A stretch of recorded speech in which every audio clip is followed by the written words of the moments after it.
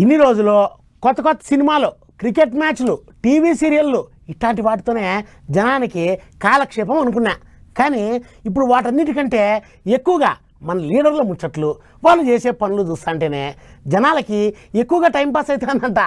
ఎందుకంటే సినిమాలను మించి, సీరియళ్ళను మించి డైలాగులు, ఫైటింగ్లు రాజకీయాల్లోనే ఎక్కువ ఉంటున్నాయి అన్నట్టు.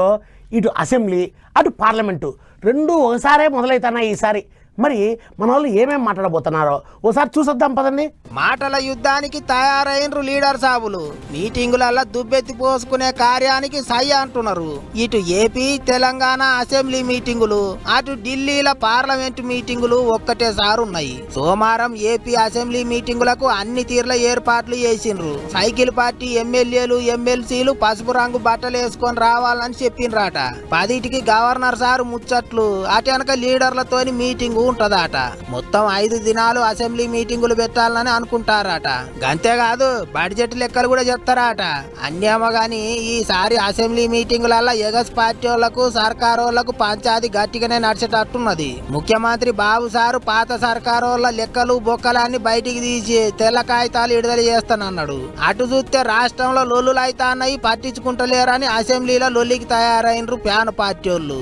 అంత చూస్తా అంటే ఉడుకుడుకు నడిచేటట్టున్నాయి ముచ్చట్లు. ఇక ఢిల్లీలో పార్లమెంటు మీటింగులు సుత సోమవారం చాలా అవుతున్నాయి. మళ్ళోసారి పైసల మంత్రి నిర్మలమ్మ పద్దు లెక్కలు చెప్తదట. మరి ఎవళ్ళ లెక్క ఏమైతుందో చూడాలి. అటు ఎగస్ పార్టీ వాళ్ళు నీటి పేపర్ లీకుల మీద, రైలు ప్రమాదాల మీద సెంటర్ సర్కారు వాళ్ళను గట్టిగా అడగాలి అన్నట్టు తయారైనరట.